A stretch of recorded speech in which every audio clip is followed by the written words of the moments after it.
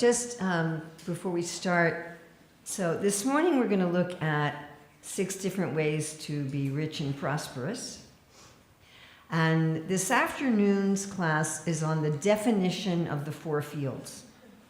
And probably that's something that everyone thinks, oh, I already know that. But my co-author, Rukmini, not Anutama's wife, this is Dr. Ruchira Datta.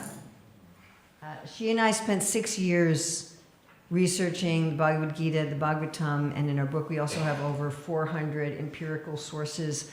What is really the definition of the 4 fields? And I think you will probably find, like we found when we were researching this, a lot of surprises and a lot of really enlivening surprises.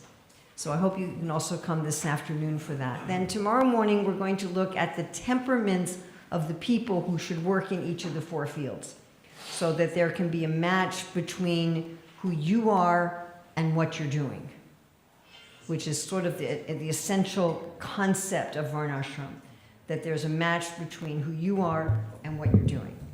And then tomorrow after, this keeps like, I tightened it and it's still, yeah, and then, is there some way to fix this? Is there some way to tighten this so that it doesn't keep flopping? It should be like this, an angle. Oh, there you go. People who know what they're doing. Okay, that's very helpful. So then tomorrow afternoon, we're going to look at what happens when you're in the wrong place.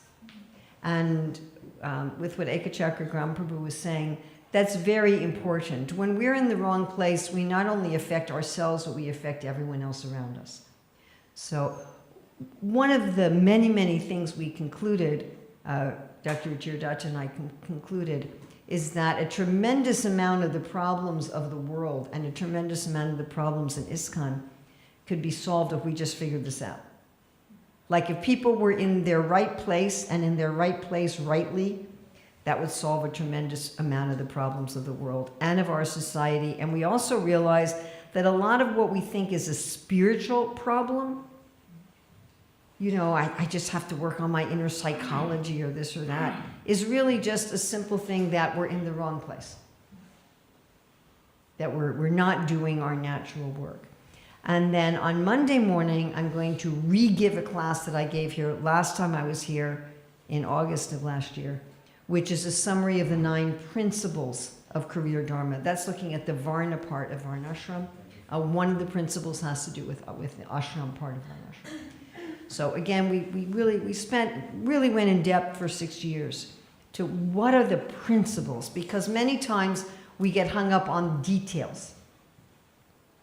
You know, this is some detail of Varnashram that we think we're going to pull from 500 years ago or 2,000 years ago and institute today. Also, something that we became very convinced of is that if we want to bring Krishna consciousness to the world, that this is one of the most important ways to do it. That one of the main things we're not teaching people is how to be a spiritual person in the world. How to be a spiritual person with a job, with a career, with a family, out in the world. We have this kind of, we've almost created a world-denying religion, which is not our actual philosophy and which is not our actual heritage. You know, we're neither into enjoying the world nor into denying the world. We're into how to live in the world as a devotee of the Lord. And until and unless we do that, we're always going to remain a very small community. Does that make sense to everybody? And that this is the main natural bridge preaching of the Shastra. You know, we've tried so many ways to try to bring people to Krishna consciousness. I mean, one of the main ways we do it is through Hatha Yoga, which interestingly enough is not a really prominent part of our tradition, nor a natural bridge preaching program. Astanga Yoga was generally done by people living in seclusion in the mountains. But especially Varna Dharma is the natural bridge preaching of the Shastra. It is the main way to bring people to spiritual life.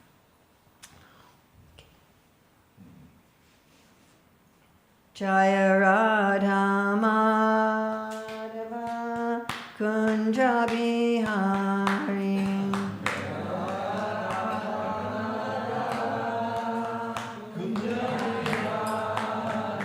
Jaya Radha Madhava Kunja Bihari.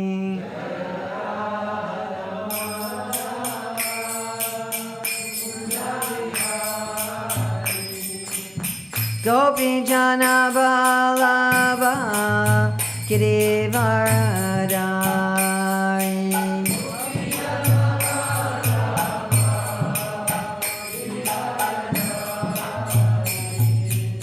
Gopi Jana Balaba Girivaradari.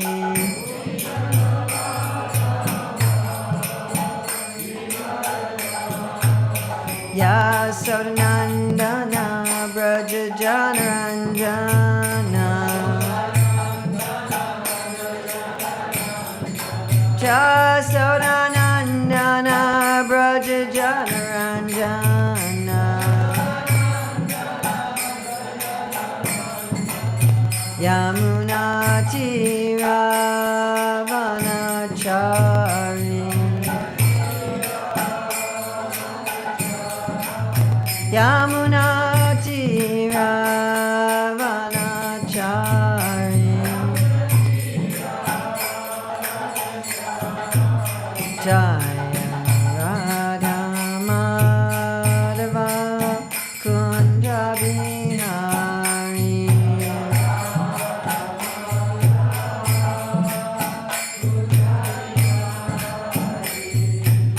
Gopi Jana Balaba Girivaradari.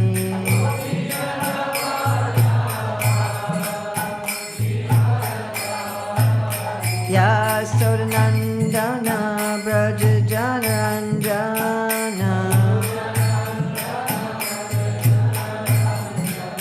Yamuna Tiravanachari.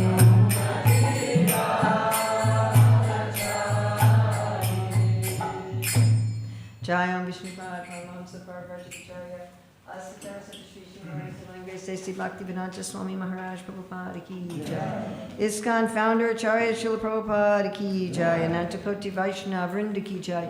Namacharya Srila Haridas Thakur Ki Jai. Prem Shikho Shri Krishna Chaitanya Prabhu Nityananda Shri Advaita Gadadhar Shivasadi Gaur Bhakta Vrinda Ki Jai. Shri Shri Radha Krishna Gopinath Shai Mukunda Radha Kunda Giri Govardhana Ki Jai. Vrindavan Dhama Ki Jai. Mathura Dhama Ki Jai. Navadvip Mayapur Dhama Ki Jai. Jagannath Puri Dhama Ki Jai. Gangamaya Jamuna Devi Ki Jai. Bhakti Devi Ki Jai. Tulsi Maharani Ki Jai. Samveta Bhakta Vrinda Ki Jai. Gaur Premanande. All glories to the assembled devotees. All glories to the assembled devotees. All glories to the assembled devotees. All glories to Sri Guru and Gauranga. All glories to Srila Prabhupada. Nama Om Vishnu Padaya Krishna Prasthaya Bhutale Srimati Bhaktivedanta Swami Niti Namane. Namaste Saraswati Devi Gauravani Pacharane Nirvase Susumivadi Paskachade Satani. Vandeham Shri Guru Shri Yuta Padakamalam Shri Guru Vaishnavamscha. Shri Rupam Sagrajatam Sahagana Raghunatham Vitam Stam Sajivam Sadvaitam Sadvadutam Parijana Sahita Krishna Chaitanya Devam Shri Radha Krishna Padam Sahagana Lavita Shri Vishakam Vitam Scha Vanchakal Patri Visha Kripasanavya Vichapatitanam Pamanebhyo Vaishnavya. So if you'd like to get on our mailing list for more information, we have a course which actually recorded here in Radhadesh last time on Career Dharma. So it has a lot of very short videos and also a lot of interactive exercises you can do. And Govardhan Eco Village is going to be hosting that through their website. So that should be ready by the end of the year. And if you'd like information on that, also we have an audiobook of Career Dharma that should be ready very soon. It's actually finished, we just have to get it up online. So if you'd like information about that, and we plan to do a workbook, a printed workbook. Also, so if you want, you will not get an immediate confirmation when you put your email there. We're not Amazon, it's just Rukmini and me. So, but we will have your name, and you'll only get something like 2 or 3 times a year from us. So if you want to sign up there, and if you want to grab up this QR code, you can do that. We'll take you to the same place.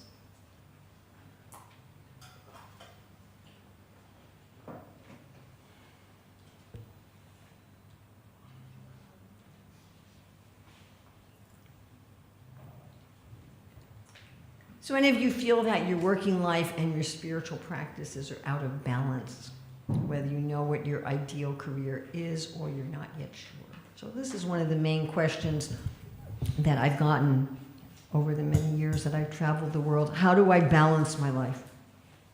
How do I balance my spiritual practices and my family and my work? So what we're going to be doing in an intense program today, tomorrow, and Monday is you're all going to learn and begin to understand the 9 principles of the career Dharma system so that you'll be well on your way to achieving deeply satisfying career success and harmonious balance between your career and spiritual life. You'll identify your ideal career field and prosperity type. You'll progress toward Dharmic mastery, and you'll learn the secrets of making your work deeply meaningful. You'll start applying the principles of devotional living to your career, and your career will thus enthuse your spiritual practices with deep meaning and taste. What do you think? Go for it. Now, I'd like you to just imagine that you go to practically anyone in the world. I mean, few exceptions, okay? There are few people who are going to be so lazy or so into criminality that they wouldn't be interested. But if you went to practically anyone in the world and you said, all right, I'd like you to imagine that your daily life is full of the activities that you've always dreamed of. You love the work you're doing, you love what you're producing, and you're making a meaningful contribution to society. That your work is bringing you the kind of prosperity that really enriches you and that you joyfully share with others. Now, how many people in the world would say, I want that? Practically everyone. You know, when I first joined the Hare Krishna movement, I was running up to people in O'Hare Airport with, we didn't even have saris in those days, you know. We just bought big sheets of polycotton cloth, and it was very heavy. So in order to keep it on our head, we had to put a safety pin here.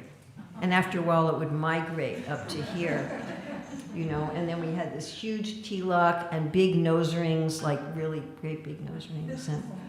And then the men had unmatching, because they were dyed at different times. So like your kurta color didn't match your dhoti color. And I remember someone coming up to me and saying, you look like a bunch of clowns. And I thought, how offensive, you know. And then I looked at the devotees and I thought, my God, we really do look like a bunch of clowns.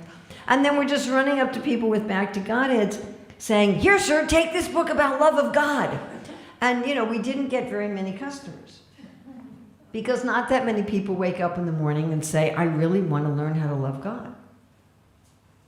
I mean, I would guess that even among our own dedicated devotees, not everybody wakes up in the morning and says, how can I love Krishna more?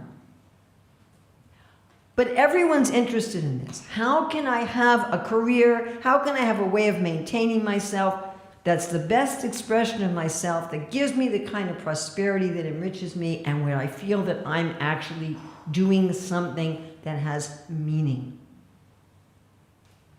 Now, the secret is, in order to do that, you have to have some element of bhakti in there. You follow? Yes. Okay. So we're going to look at 4 main areas. And the classes today and tomorrow will be focusing primarily on area 1. On Monday morning, I'll go through all 4 of these. A little bit, we're going to do a little bit of 2 and 3 today and tomorrow. So identifying our ideal career field and prosperity type, and that's people's primary interest. But really, to be satisfied, you've got to go beyond that. You've got to learn the secrets of making your work deeply meaningful, and then even beyond that, to progress to Dharmic mastery. And then we're going to look at something that Srila Prabhupada talks about a lot, and the whole system for peace and prosperity, which is a phrase he used 195 times. And there's a similar phrase, real unity and peace in the world, that's in the first purpose of ISKCON. So these are the 9 principles of career Dharma. The first 7 are individual, the last 2 are societal. If you could please read these with me.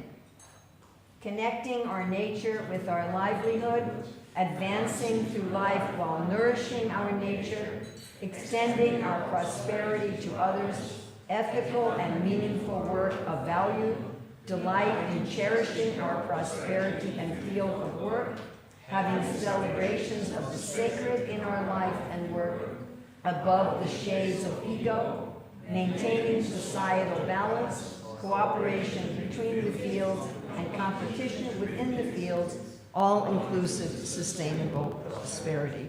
Now, these are principles that are always applicable. Again, some details of our ashram are not. If you think about how Balaram kills Rukmi at that wedding, and Prabhupada has a comment that these things were not uncommon at Kshatriya marriages. So this is not something that we would institute in 2024. You know, you can, if you kill your relative at a wedding, life just goes on. Right? So these are kind of details that, and details change not just from one yuga to another, details can change in 20 years. But these are principles. So these principles are always applicable except at the very beginning of Satya Yuga when there's no varnashram at all. When everyone's just sitting around meditating on Om and the earth just gives you everything you need and you don't need any livelihood. There's no ashrams either, so think about what that means on your own. There's no varnas and there's no ashrams in the very, very beginning of Satya Yuga. So, but other than that, this is applicable to everyone at all times and in all circumstances. So this is a very important verse. We cannot repress our nature. In this life, we are who we are, who we are, who we are. And the good news is whatever your nature is, you can become Krishna conscious with your nature, through your nature. You don't need to change it. You can't anyway. Yes, I know there's one purport where Prabhupada says that if you're fully Krishna conscious, you can do everything. And he gives the example of Parasuram and Vishvamrita Muni. So first of all, any of you willing to say that you are fully Krishna conscious? Okay. And then Parasuram is God, and Vishvamrita Muni took 60,000 years to change his nature. So my conclusion with that purport is it's true, but it's irrelevant.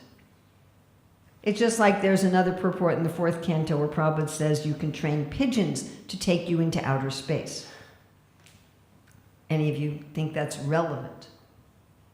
Okay. So as far as we're concerned, we have a nature in this life which we cannot change, and we can use that in Krishna service. Okay, so what we're going to look at today is 6 different ways to be rich and prosperous, and this is in our first area of identifying our prosperity type and career field, and on principle 1, connecting our nature with our livelihood. So generally we think of successful careers as involving money. If someone says, do you have a successful career? Is your daughter successful in her career? We generally mean, do they make a lot of money?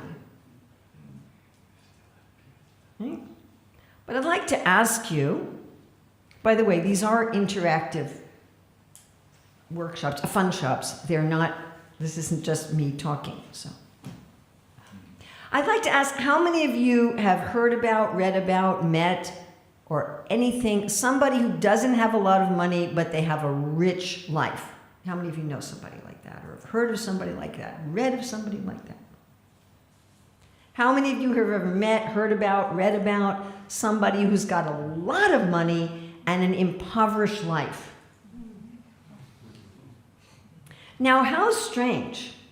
We all know that there's not a one-to-one equivalence between prosperity and money. I mean, look, money's important. I mean, I have to have money. I can't buy shoes without money. It's not like money has no importance. But it's not the beginning, middle, and end of whether or not we're prosperous.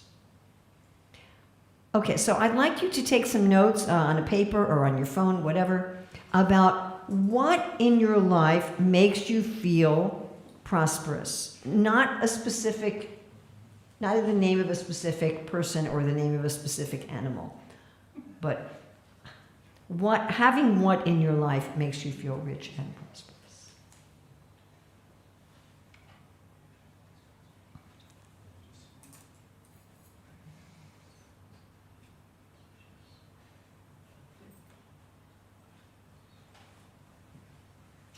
If you don't have paper, if you have a phone, if you have a notes app on your phone, you can take notes there also. Fingers and phone screens will do. No phone, no paper. Sorry.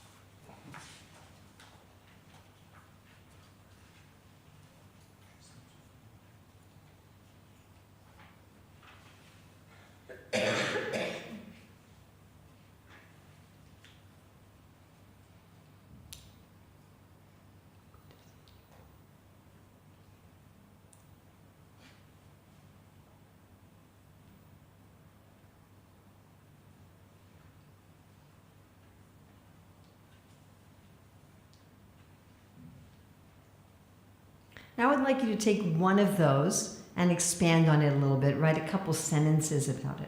Like for myself, I really like to have beautiful art in my life. So wherever I stay, I try to get some nice prints and have them framed. I usually go to a secondhand store and get some nice frame cheaply.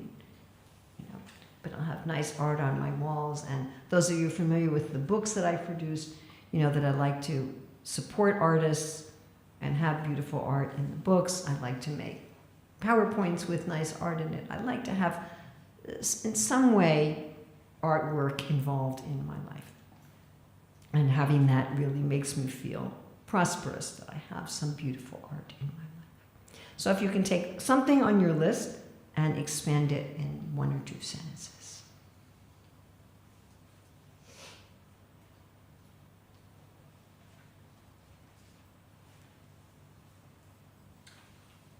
Yes.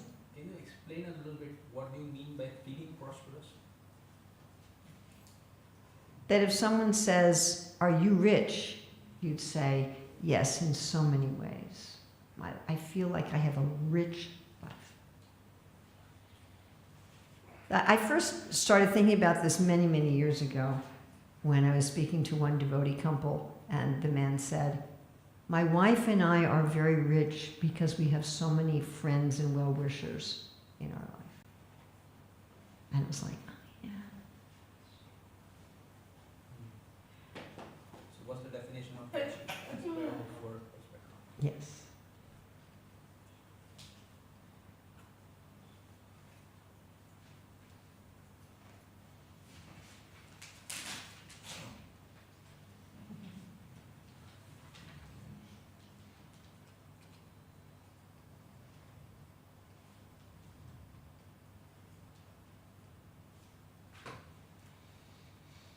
So, according to the Vedas, there's 6 ways of being rich. Aishvarya, Gyan, Virya, Shri, Yasha, and Vairagya. And as we go through each of these, I'm going to ask each of you to think of when you've had this in your life or when you haven't had it, particularly in terms of your career or your service. And then what happens to you, or how do you feel when you have it and when you don't have it? What are the results in your life, emotionally and practically for you, when you have it and when you don't have it? So we're going to start with Aishvarya. So Aishvarya comes from what word? Ishwara. It really has to do with being a controller.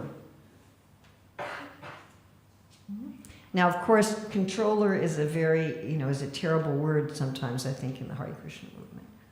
But every society needs people who are controllers. Now, this is something in myself that I tried to deny for years and years and years and years. I thought it was a really bad thing, and it was kind of the antithesis of humility, and I was always trying to get rid of it. I always thought it was a problem. And then one devotee was doing his master's thesis on personality types, and he asked us to contribute to his research. So he was giving these personality quizzes to devotees, so I agreed to be part of it. And afterwards, when he was looking at mine and met with each of us, and he said, Urmila, you cannot not lead. And I realized that I'd been trying my whole life to not lead. And I just said, okay, that is what it is. I mean, it was some years before that. I remember also thinking, why do I have to be at the front of the room? Like, can't I just hide somewhere, and be a little nothing somewhere? Just make garlands, Why can't I just make garlands? So it was Balaram Purnima. I was in Mumbai. I was getting some treatment at Bhaktivedanta Hospital, and across the road was I don't know if it's right there anymore, it was the Mirror Road Temple, the old temple. And so I went there early in the morning on Balaram Purnima, and there were these ladies making garlands, and I thought, oh great, I can help make garlands. So I went to go and help them, and they were older Indian ladies that didn't speak English. And the temple president's wife was there, and she told them that I wanted to make garlands, and they were this tongue lazy and this tongue lazy and this, and she's like, she's a Prabhupada disciple, you have to be good, and I'm like, oh God, it wasn't what I wanted at all. Anyway, so they were forced by status to accommodate me. So then the way I knew how to make garlands was you push a needle through the flowers, but they were tying the flowers on, and it was a technique with which I wasn't familiar. So I'm watching them, and I thought, okay, I'll figure it out. And so then I'm making this garland, and the whole time they're watching me, and they're and I'm just like, And anyway, finally I was done with this garland, and I get up and walk away, and I'm like so grateful I'm walking away. And then I turn around, and they took the whole thing out. And that was my first of my two things to accept. That's not what I'm supposed to be doing. It's not what I'm supposed to be doing. And then when that devotee gave me that test, it's like, that's what I'm supposed to be doing. And one of the things I've noticed is if I don't have any situation where I can lead, I'll try to lead inappropriately. Because Krishna says your nature cannot be repressed, so it will come out in some way. I remember I was at one, I won't say where, I was in one temple and I was starting to give a class, and like a few minutes into the class, this one woman comes and starts telling everybody where they should sit. And she disrupted the whole class. I had to actually just stop and just wait. Are you done? And after like 10 minutes, I said, do you have any position of management? And she says, no. And I said, would you please get one? So that one of the results, because our nature can't be repressed, one of the results that will happen to us in our life, if there's some way that we really need to feel rich and we're not doing it, we'll try to do it in some other way. It will come out somehow. It will express itself. Does this make sense to everybody? So there are people for whom Aishvarya is really essential to feeling prosperous. to have some situation where they're engaging people according to their talents and their abilities, and coordinating things and overseeing things and managing things. We're talking here about positional leadership. And then there are people who are kind of ambivalent about it. You know, I can do it or not, whatever. And then there are people who really don't want this as part of their work. Like I met one devotee who said, you know, they put me in a position of leadership in the Gurukula, and since that's happened, I'm not sleeping well, and I keep getting sick, and I'm just absolutely miserable, and I can't wait until I can let this go. I hate having any kind of position like this. So I'd like you to think about when you've had Aishvarya as part of your work or service, and when you haven't had it. How do you feel, or what happens to you when you have it? How do you feel and what happens to you when you don't have it? You might want to take some notes on this. Yes? I just noticed that in the picture, one of the pawns aspires to be A king, there you go. I think Yeah. that's the queen. Oh, a queen, yeah, okay. That's sweet.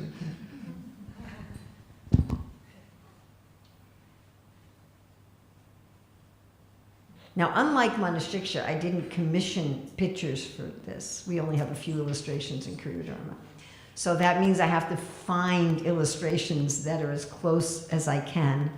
You know, sometimes I'll take like an hour just to try to figure out what pictures I want to put in the slide. So I'm trying to get something that's close, but it may not be exactly.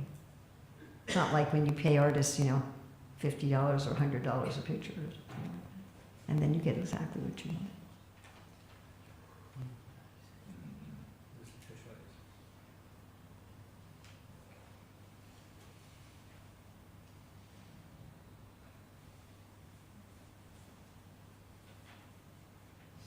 Okay, the next one is Gyan, which means knowledge.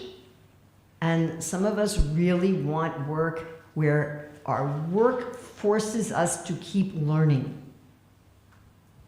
Like I know one devotee who's an eye doctor, and she told me, I have to read at least 3 new articles in my field every week or I can't do my job. And so for some of us, that's like, yes, I love to research, I love to learn, I love to understand new things. And if I have work that's not doing that, I just feel poor, no matter how much they're paying me. So some of us really want that as part of our work. And other people really don't. Like I do a lot of in-service training for teachers, and I've had 2 or 3 over the years who said, why do we have to go to these? I've been teaching for so many years, I already know my stuff. Why do I have to keep learning? So other people, they may have some things they want to learn about, but not as part of their main work. They want to learn what's necessary, and that's it. They don't want to, I have to take more courses, I have to study stuff. And other people are kind of ambivalent about it. They can have it, they cannot have it. So I'd like you to think about when Gyan was part of your work, or was an integral part of your work or your service. How do you feel when you have it? And how do you feel when you don't have it? What happens in your life when you have it, and what happens when you don't have it?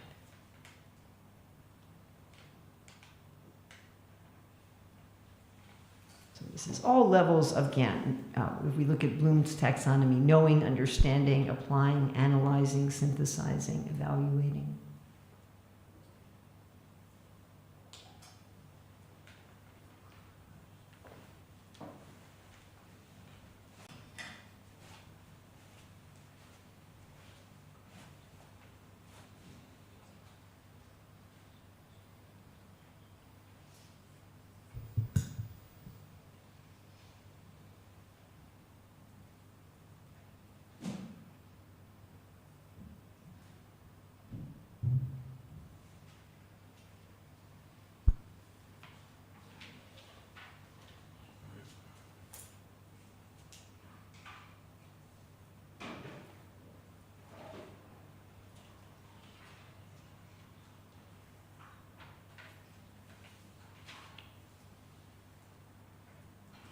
Okay, next we're going to look at virya.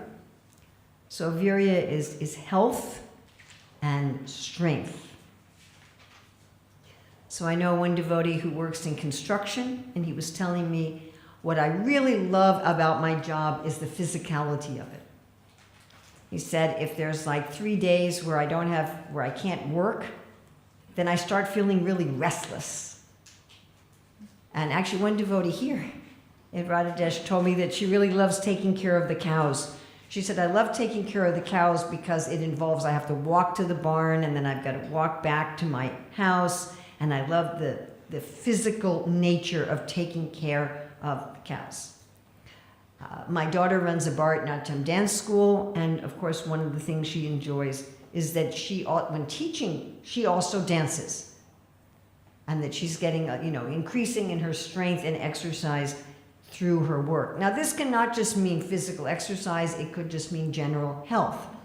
Like, I know a devotee who runs an Ayurvedic restaurant, and she has to test her recipes, and she's regularly eating the food that she cooks, and therefore, getting good health is part of her work. Now, there are people who give virya to others in their work, but don't get it for themselves, like a dentist. They're giving other people good health, but their work doesn't make them any healthier. In fact, I've seen a lot of people in the health professions who themselves are very unhealthy. I've been in doctors' offices where they have vending machines full of garbage food.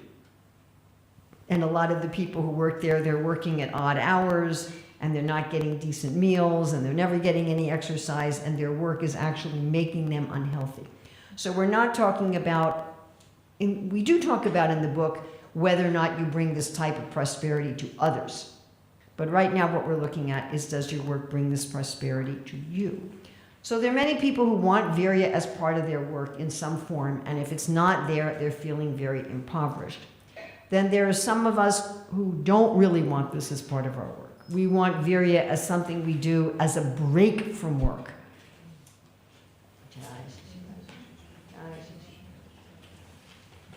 Really has a huge crown on today. I was thinking, how did, that he balances that while he's dancing. Like this big Gopi nuts crown. So some of us really, we want virya as a break from work. All right, let me take a break from work and take a vigorous walk. Let me take a break from work and go to the gym or whatever. And it's not something, we may find it annoying to have it as part of our work, and then there are other people who are going to be ambivalent about it. So I'd like you again to think, as part of your work or your service, the times that you've had virya and the times that you haven't, what happens in your life, how do you feel, how do you experience these two different situations.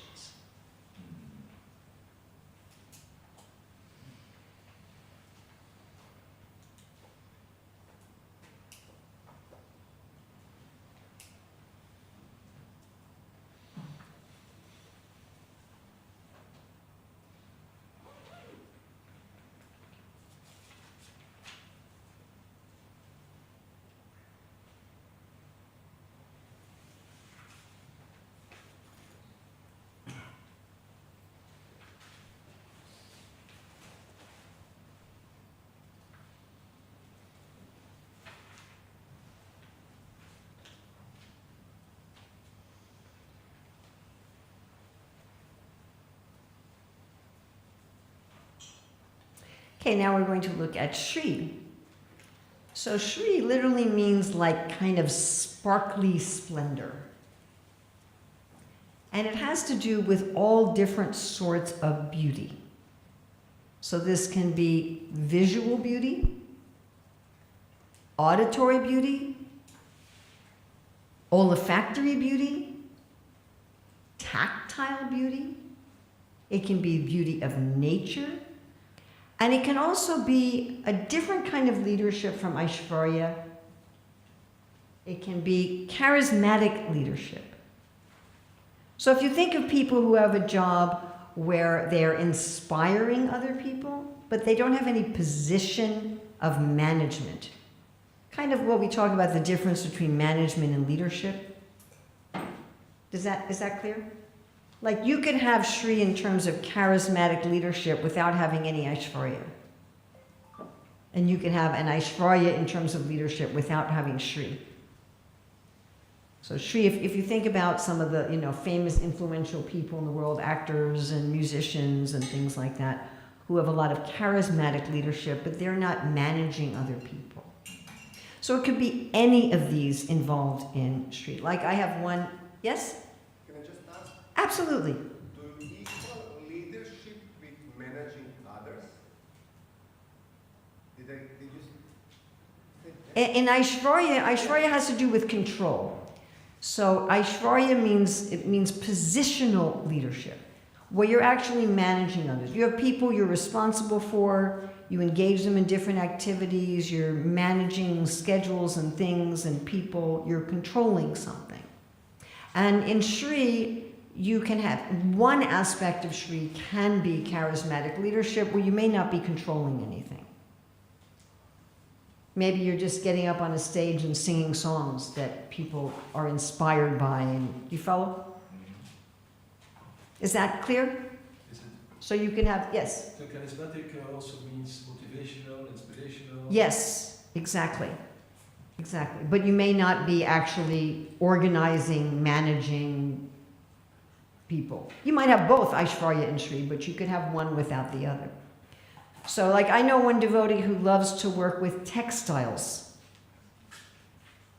She weaves her own cloth and then she produces natural dyes from different herbs and flowers and she dyes the cloth. So she's very much working with Shri. And again, my daughter being a Bharatanatyam teacher, so she's got Shri in terms of the music, in terms of the grace of the dance, in terms of the beauty of the costumes, right? Or people who are working with, say, fragrances and essential oils, they're working with olfactory Shri. So any category of Shri. So we're talking again, visual, auditory, olfactory, tactile, or charismatic leadership, any of those categories of Shri. So if you can think about again when you've had Shri as part of your work or part of your service, and when you haven't had it, some people again don't want this as part of their work. Some people find this extremely annoying. Like they just want to be practical. If someone else wants to make things beautiful, that's fine, but they don't want to be the one to do that. They don't want to be the one to integrate beauty. I can always tell, because this is very important to me, I can always tell if I go to a place where the leaders there have this low on their list. Things will be just very practical minded. So again, I'd like you to think of when you have it, when you don't have it in any of its forms. How do you feel? What happens in your life? What do you do? How do you feel? What's the result of this for you?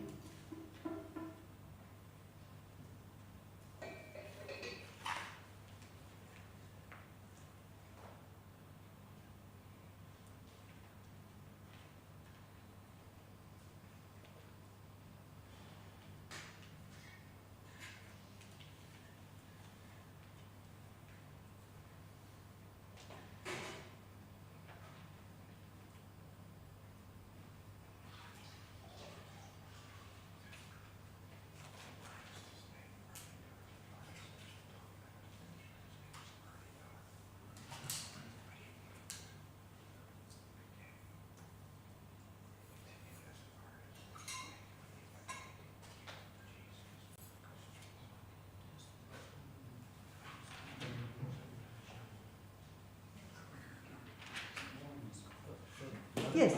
Here, although we may desire to have it, but we may not have it. That is also. I want you to think about, if there may be a work that you have that doesn't have this. And then how do you feel when it doesn't have it? Are you irritated by that? Do you feel restless? Do you try to bring it into your work even though it's not part of your work? So, when you have it, is this like annoying? Why do I need to do this? Or you feel fulfilled by it. And when you don't have it, is it inconsequential to you? Does it not matter? Is it a relief? Is it inconsequential? Or is it annoying? And you're like I have the kind of work where I can bring Shri into, I don't have to. I can have PowerPoints with just text. Got it. I'll give you, so in our Manashiksha book, we commissioned 12 original oil paintings and 120 original black and white drawings. And I had a godbrother who also writes books say to me, you know, the Manashiksha would be really nice if you didn't have the pictures in it.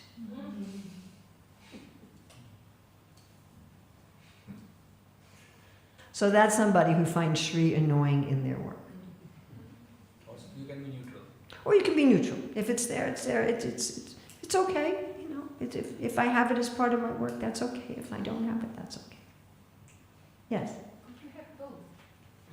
Like, for example, you would like to have it in your service, very important, but in your private life, you would like to have things. Private, we're talking about work and service. And I'm glad you're bringing this up because we'll talk about this more with the 4 fields. But hobbies and our personal life is different. But if you like to have this as part of your work, my guess is that even if your life is very simple, that I'll bet your room is aesthetically pleasing. You know, if you want visual aesthetics in your work, my guess is at least your physical space is aesthetically pleasing. If you want auditory Shri in your work, my guess is you have a decent speaker system for playing music in your own room. That you wouldn't tolerate distorted music in your own room if auditory beauty is important to you in your work. So you might be very simple and very practical, but it will show up somewhere. Does that make sense? Like I once, a few of us were visiting this one sannyasi one time, and he had lived in this room for 8 years. And it was in India where, you know, sometimes the walls are falling apart. And so they had repainted just part of the wall. Do you follow what I'm saying? Just like, and it wasn't like part of the wall with a border. It was just haphazardly part of the wall. So the part of the wall was a different color than the other part of the wall in a haphazard way. I said, Maharaj, how can you live like this? And he's like, what? Live like what? What are you talking about? I said, the paint on the wall. Oh, yeah. It's me.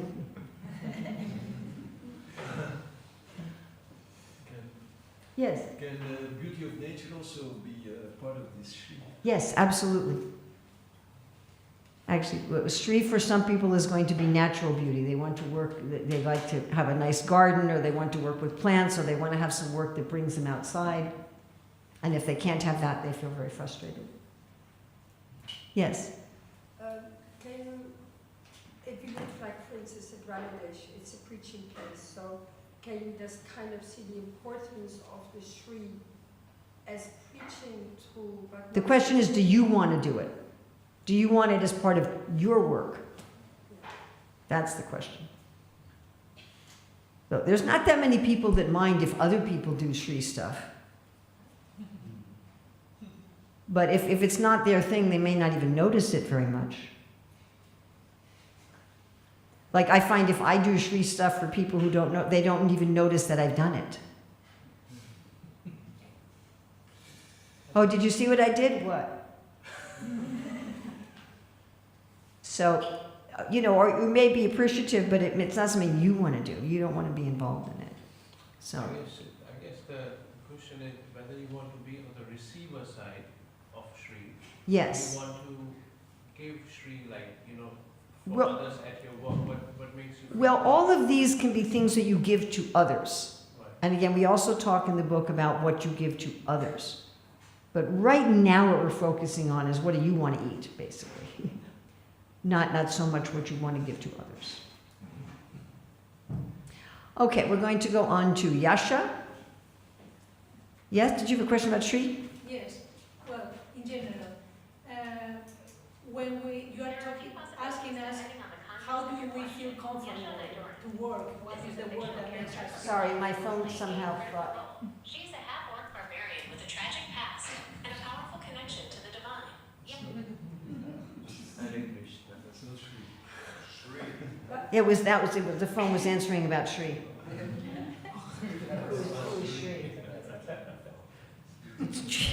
Sorry about that. And I thought I turned off the sound. Anyway. And now you're saying that it's what do we want to eat, not what do we want to eat. But when we Metaphorical eating. yeah, but when we work, we are giving. As I said, our work can be giving something to others. But that's not what we're focusing on right now. Okay? You can help others become leaders without being a leader.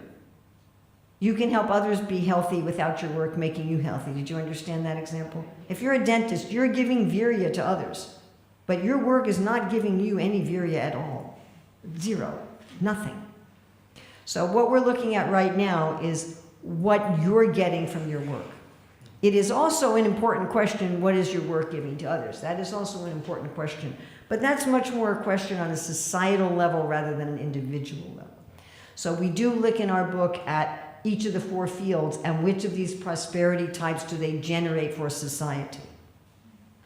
Because you want society to have all of these. But right now we're looking at what's your food? What's your nourishment? Okay, next is yasha. So yasha means fame, and yasha is also a personality in the Bhagavatam. Yasha is the child of kirti and dharma. So kirti means to talk about, and is related to the word kirtan. Dharma means what's true, what's authentic, what's good. So yasha means you're talking about somebody because they've done something good. Because some people are famous without doing anything that's dharmic. They may even be infamous, or they're famous, I don't know, for some ridiculous reason. But here we're talking about being thought of well by your community because you're actually doing something that's authentic and that's righteous. So yasha in your work implies community. And this needs to be distinguished from the charismatic leadership of Shri, where you may be famous, but you don't really have a supportive community. So you could have Shri, again, in terms of charismatic leadership, without yasha and vice versa. So your work involves you in a community that's giving you appreciation and recognition and support beyond just the work. There's some positive social appreciative aspect, community aspect to your work. And I know many people that they practically can't function without this in work. I remember trying to engage someone and I said, so Prabhu, can you take care of this? And nothing would happen. And when he worked as part of a supportive team, everything happened. I mean, it was night and day.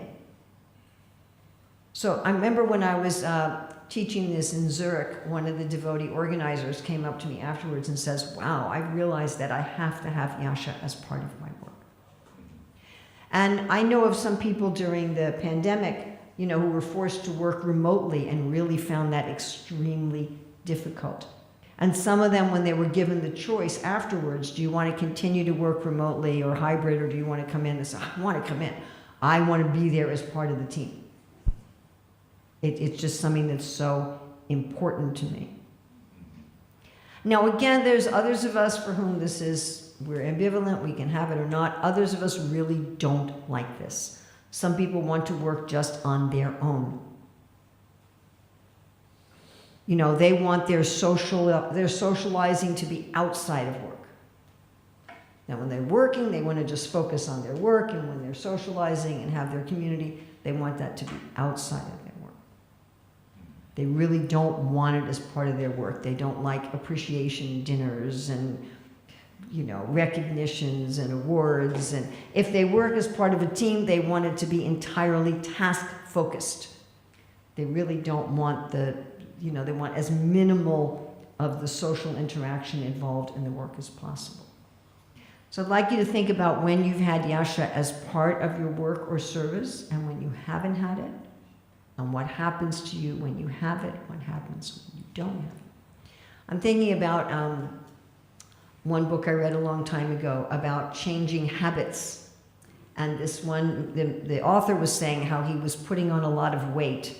And he realized it was because every day at work, at about 3 o'clock, he would take a break and go to the break room and eat cookies. Or biscuits if you're in the UK. So what he was finally able to analyze was he wasn't really interested in eating, he was interested in socializing. And what he was doing was on the way to the break room, he was stopping to talk to people. In the break room, he was talking to people. On the way back, he was talking to people because he didn't have yasha integrated into his work. Because it wasn't a part of his work. He therefore was trying to get it in some other way. And he was using the excuse that I'm going to get something to eat as a way of introducing yasha into his work. So that's the kind of thing we're looking at. Again, Krishna says we can't repress our nature. So to think about when you have this as part of your work, when you don't have it, what happens to you when you have it, what happens to you, and how do you feel when you don't have it.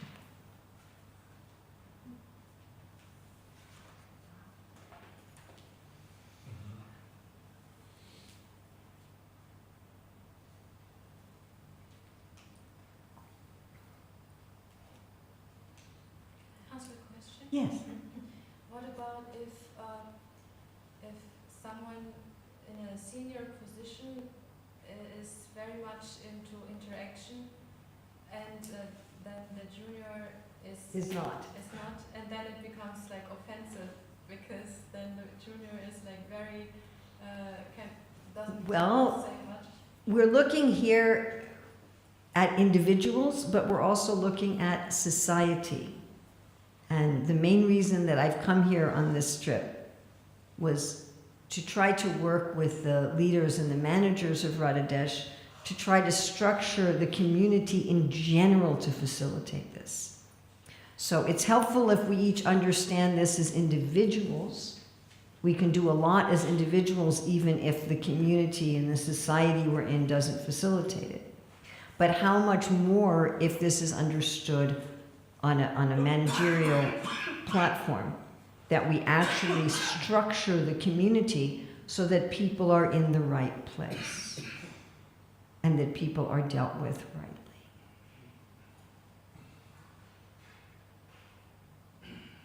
Would that be nice? You guessed? You're not sure? Then if people understand the nature of those they're dealing with and they deal with them appropriately.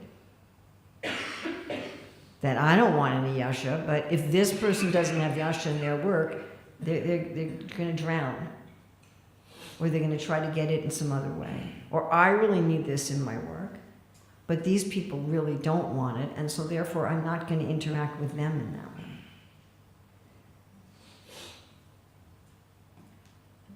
Another question is, are we in a way maybe rejecting Krishna if we reject some opulence because like he's Bhagavan and like he's basically like the 6 opulences are part of his personality, so if we reject... We're not rejecting them, but just like according to Ayurveda, each of us is supposed to have a different kind of diet. Ayurveda doesn't teach that a healthy diet is the same for everybody.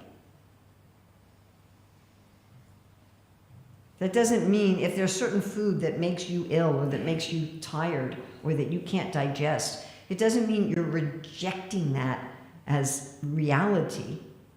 It just means it's not your food.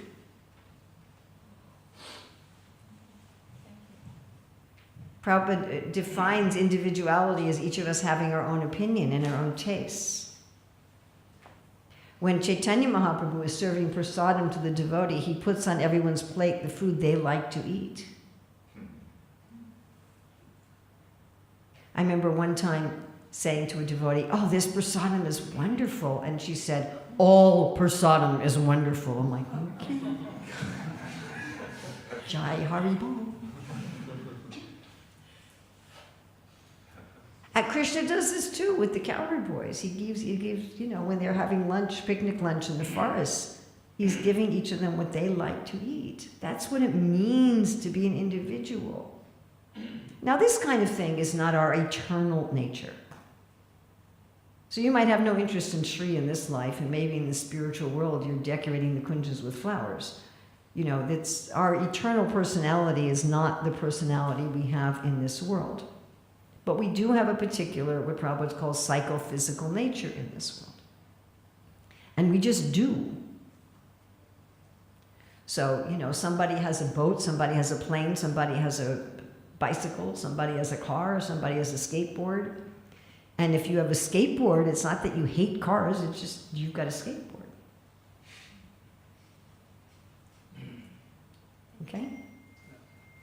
Yes? While analyzing, I realized that type of work currently which I am involved Yeah. requires certain type of Aishwarya is importance. So because of that, the whole life has been aligned to that. So maybe the other Aishwaryas, I may like to have it, but are depressed or they are like... Yeah, we will talk about this more tomorrow afternoon. So how to know whether it is really their need or it's not there? Because We go through this quite a lot in the book, you know, try to find out what is our actual nature and what situation we may have been put in artificially. And when I do quite a bit of, most people don't need individual consultations. If they read the book and take this, they'll just like, oh yeah. But when I do individual consultations with people, the hardest is with people who are older and who've done a lot of different work, that they've become expert in the skills of that work, and they don't even know who they are anymore. But you can figure it out. It is figurable outable to separate, you know, what my mother and father wanted me to do and what my community wanted me to do and they pushed me into a high status, high paying job, and what's my actual nature. That is, one can unentangle that. Okay, we're starting to run out of time and there's a few more things we need to do. So the last one is Vairagya, and this is the strangest one because it literally means without attachment. And many people think that this is a non-prosperity, but it's actually one of the ways of feeling rich. And for some of this, if we really want Vairagya as part of our life, this can mean having a very flexible schedule. It can mean having a lot of travel as part of your work. It can mean the ability to live very simply as part of your work. Like I was reading, this one man said, what I love about my job is that I can ride my bicycle to work. It can mean having a job where you can have a lot of social and emotional detachment. Like we give the example of a criminal defense attorney, people who defend criminals in the courts. They have to develop Vairagya as part of their work because they're seeing the worst aspects of human society. Then there are people who don't want this as part of their work. They're much more interested in security. They like to have a lot of extra things and luxurious things and a life full of stuff and be stable and so forth. Or they want to be very socially and emotionally involved in their work. So there are people who really do not want this as part of their work. And then again, there are people who are ambivalent.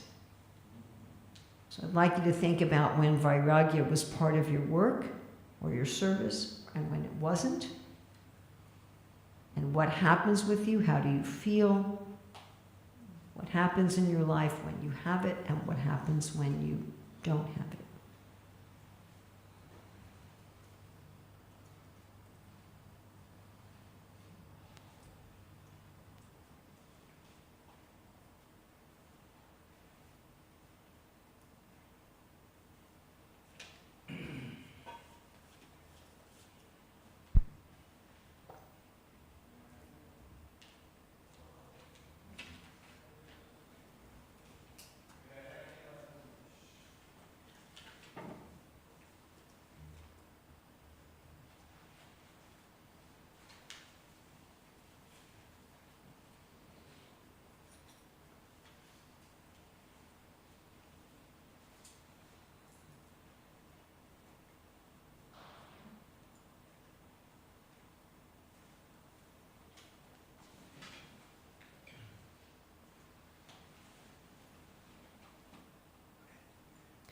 Now, sometimes a person may feel that, well, if I get enough money from my work, I'll use the money to get the kind of prosperity that I like. Or I'm not getting the kind of enrichment from my work that I want, but I'll do it in a hobby. Or I'll get one kind of enrichment and change it for others. Now, if we think that I'm going to get what's really going to fulfill me, you know, in the afternoons or the evenings or on weekends, you often find there's not very much time. You know, if there's something you're not getting in your work, which is taking up the bulk of your time and trying to get as an extra, you may not have the time for it. And then in so many hours a day, you're feeling impoverished. And you can't really exchange one type for another. Like if I change dollars to euros, and then euros back to dollars, what happens? I lose. You can't really just exchange one for another. All right. I'd like you to make a list in order of importance for you of these. I'd like you to make a list of this for you in order of importance.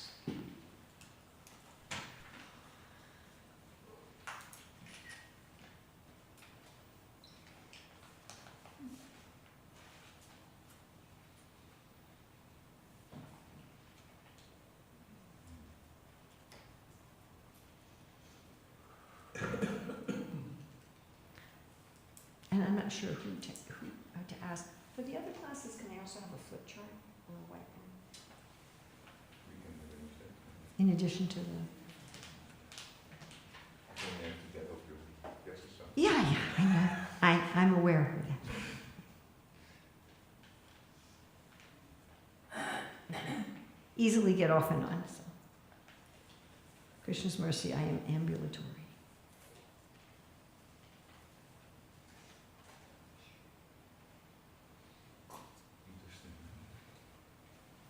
So there's one devotee I know that used to be a traveling musician.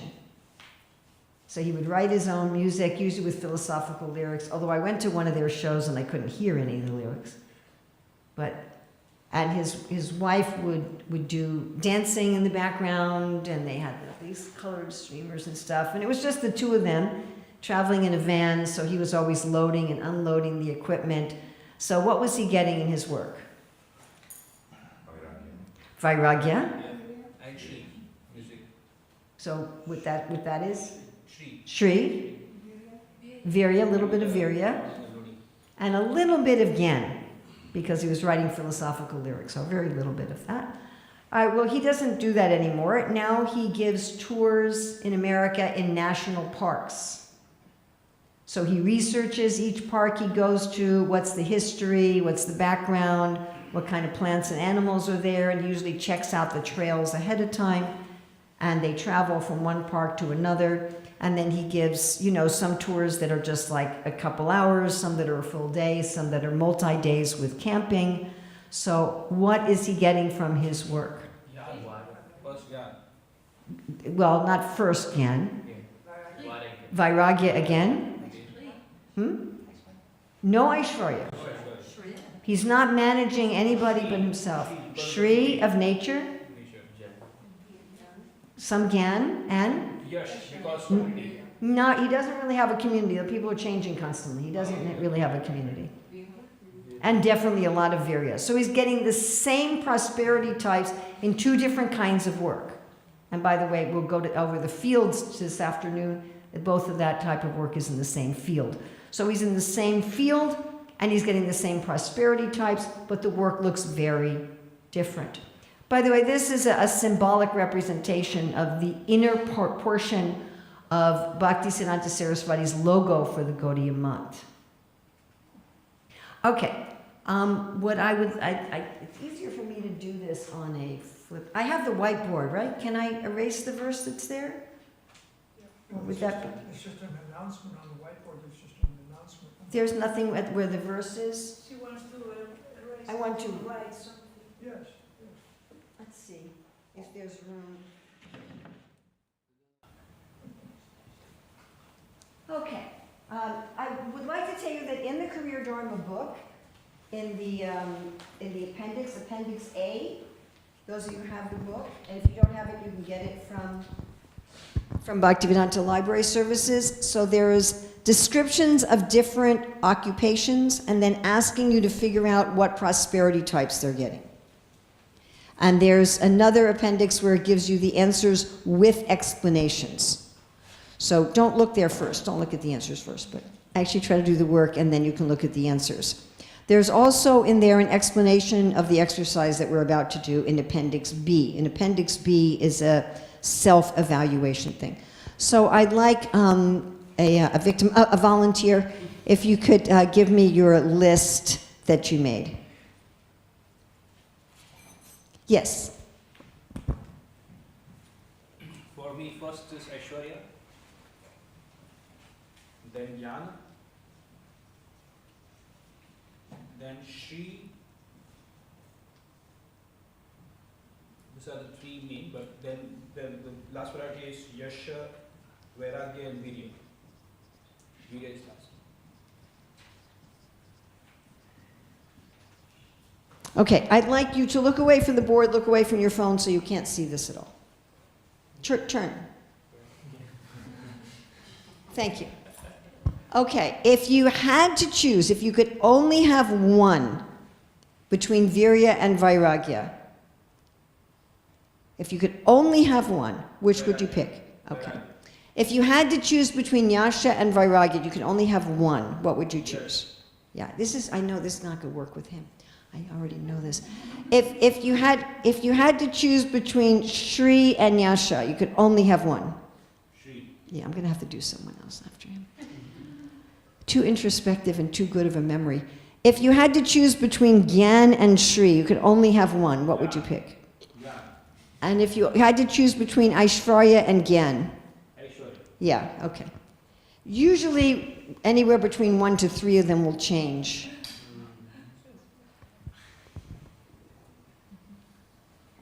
Always happens like that when you give something. Not always. I've done this, you're maybe like the 5th person who, when I did that, it didn't change. Oh, I was very clear. I knew that. Not only were you very clear, but you really remembered, you could remember it. You just like had it.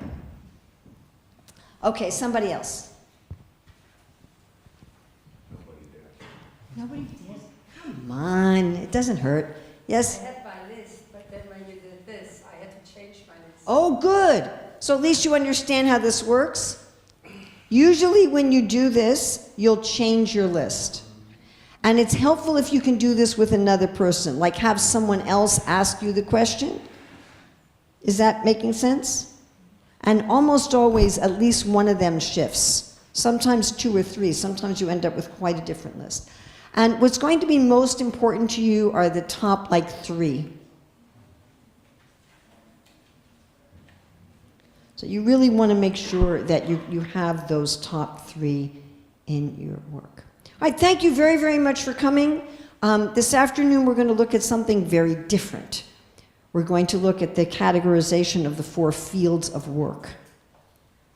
And what we're going to be doing this afternoon is the definition of the fields, which I think even those of you who think, I know this really well, I know Rukmini and I, we started off thinking that we knew it really well, and after going deeper and deeper, we found that we learned so much. So I'd like to share that with you. You can come 5:30, yeah? 5:30 in the temple room. So then we'll be going over the definition of the fields. If you have the book, I think that's chapter 4. I think so. I can't remember if it's chapter 3 or 4. If you have the book, I can look at it and tell you exactly what chapter. So.